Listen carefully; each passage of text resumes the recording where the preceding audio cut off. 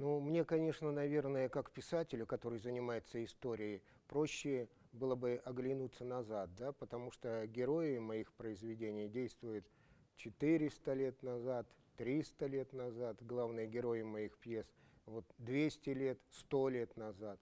Вот. Но с другой стороны, у меня как бы получается опыт перемещения во времени есть, хотя бы в ту сторону. Вот. И, конечно, можно представить. Мне кажется, что касается творчества писательского, то ну, сейчас все больше входит техника, значит, и современные технологии в эту отрасль. Да? Ну, то есть сейчас уже все более-менее значимые произведения писательские, они обязательно экранизируются, да? Вот, превращаются в фильмы, в сериалы. Вот. И, ну, пока и существует такое промежуточное звено в виде режиссеров, в виде тех людей, которые ну, технически обрабатывают все это, да. А мне иногда кажется, что вот, как всякий писатель, я своих героев вижу. Я их вижу, я вижу, как они ходят, как они выглядят, как они говорят. Потому что иначе, если ты не увидел своих героев, ты их не опишешь хорошо. Вот. Ну, я думаю, что наступит такой момент, когда к голове писателя просто будут прикреплены какие-то датчики, да, и вот, например, то, что я вижу, это будет сразу записываться. Это какая-то будет прямая видеозапись творческого человека. И не нужны будут вот такие промежуточные, значит, инстанции. Я думаю, текст, вы видите, как текст уходит, да. Конечно, нам, писателям, работающим со словом, с текстом, жалко этого, да, что у нас уходит. Но от этого никуда не денешься. Молодежь все больше читает электронные книги. Вот. Поэтому, я думаю, в эту сторону тоже будет двигаться. И в конце концов произойдет вот так, что не нужны будут промежуточные носители. Вот. Может быть, даже, я не знаю, может быть, даже читатели или зрители сразу будут видеть то, что фантазирует писатель. Да? Вот. Конечно, не хотелось бы, чтобы мы жили в полностью такой технологической эпохи, и не хотелось бы, чтобы уходил и становился при этом беднее язык. То есть мне хочется, чтобы сохранился этот баланс. С одной стороны, свобода творчества абсолютная. Также художник может не брать в руки кисть, он может просто посмотреть, представить картину, и вот картина перед ним стоит, да? Она создалась, самосоздалась. Но при этом я вижу, что вот нынешние технологии, и в частности, скажем, наша мобильная связь, да, она очень плохо влияет на язык, потому что люди в мобильных телефонах стараются быть предельно краткими, да. Мало того, они какие-то буквы не употребляют, заменяют их цифрами, там, сокращают слова, что-то еще. И когда вот сейчас я сталкиваюсь с молодыми писателями, я вижу, что у многих молодых писателей становится беднее их язык, литературный язык, да. И вот этого бы не хотелось. Хотелось бы, чтобы действительно вот какие-то наши литературные такие достояния, вершины, чтобы они сохранились в форме каких-то, как вы говорили, в форме матриц. Вот. И чтобы вот на этих матрицах, значит, с использованием каких-то новых возможностей все это создавалось.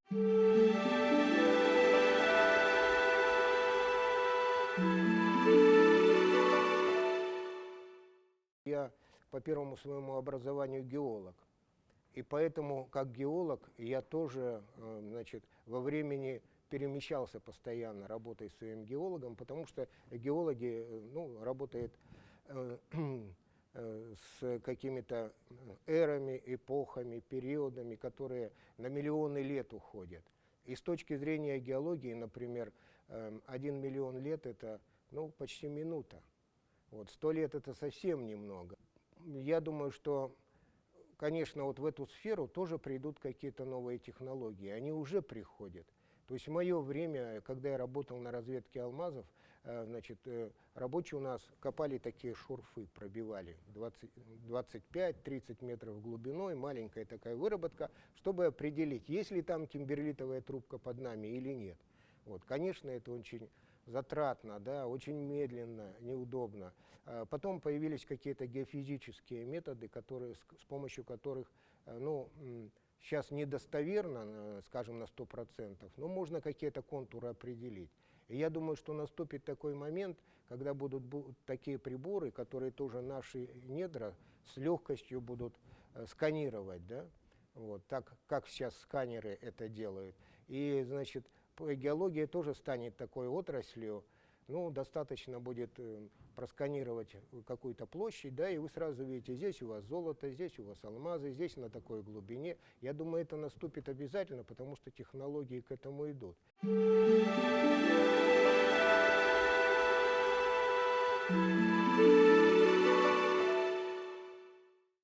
Я думаю, что, конечно, через 100 лет не будут проблемой наши расстояния огромные в Якутии. Сейчас мы все страдаем, у нас дорогие авиабилеты, да, куда-то на север улететь, проще улететь в Москву и дешевле в 2 раза. Я сам на себе это ощущаю.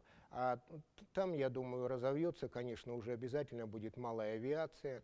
Вот. А может быть, даже еще какие-то более совершенные такие летательные аппараты. И, конечно, это пространство, оно ну, с легкостью будет преодолеваться там. Да?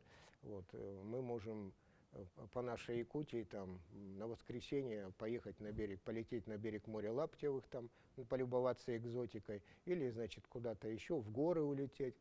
Вот. Но при этом, я думаю, все-таки я верю в то, что человек разумный, да, и я думаю, что вот получив полные сведения фактически о недрах, о Земле, люди будут относиться к ним очень бережно. Вот. Они не будут так относиться, как порой мы сейчас относимся, да, как мы там иногда куда-то нефтепродукты разливаем, роем там, значит, какие-то выработки, потом их оставляем брошенными, или промываем золото на речках, а потом речка, значит, начинает умирать, да, загрязняется. Я думаю, что придут новые технологии, во-первых, которые вот все это защитят, и, во-вторых, значит, отношение людей изменится, будет другое, более такое, ну, бережное отношение к земле. Вот. Ну и потом, я думаю, что, конечно, наши якутские зимы, в частности, наша последняя якутская зима, да, она напомнила о том, где якутяне живут. А ведь давно, еще во времена моей молодости, был такой проект «Город под куполом». И наш город Удачный, его, значит, изначально задумывали весь город под куполом, да, вот там, где уже температурные проблемы, значит, были бы сняты. Но когда посчитали и посмотрели, и технологии посмотрели тех лет, ну, признали это таким фантастическим проектом. Хотя он выиграл какие-то международные конкурсы. Ну, правда, в Удачном что сделали? Там все дома соединили теплыми переходами. И там даже сегодня так человек может выйти из своего дома, сходить в магазин или в центр культуры и вернуться домой в одной рубашке в наши 50-градусные морозы. Я думаю, что вот эти технологии обязательно придут, да, потому что с климатом бороться не надо, отеплять искусственно не надо, потому что это очень опасный процесс. А вот укрыться от него, допустим, каким-то таким куполом, да, вот, до какого-то комфортного там, пусть будет минус 10-15 градусов, чтобы можно было на лыжах кататься, на коньках, вот, но 50-градусные морозы, значит, они излишни, да, для людей. Ну и, конечно, я верю в то, что мы будем жить в свободном, открытом мире, вот, и наша Якутия будет общаться со всеми странами мира. Она и сейчас общается, но тогда, когда у нас не станет транспортных проблем, не станет проблем коммуникационных, это будет делать еще легче. Ну, я думаю, что люди будут жить на севере, если вот будут решены какие-то технологические проблемы, да, если проблемы транспорта, проблемы одежды, может быть. Сейчас уже тоже вот есть же одежда подогреваемая, да, там какая-то. Если будет создана такая достаточно легкая и комфортная одежда, среда, вот это, да, я думаю, люди будут жить на севере, потому что кому-то очень нравится жить на севере, не все хотят жить на юге. Будут продвигаться все дальше, я думаю, туда.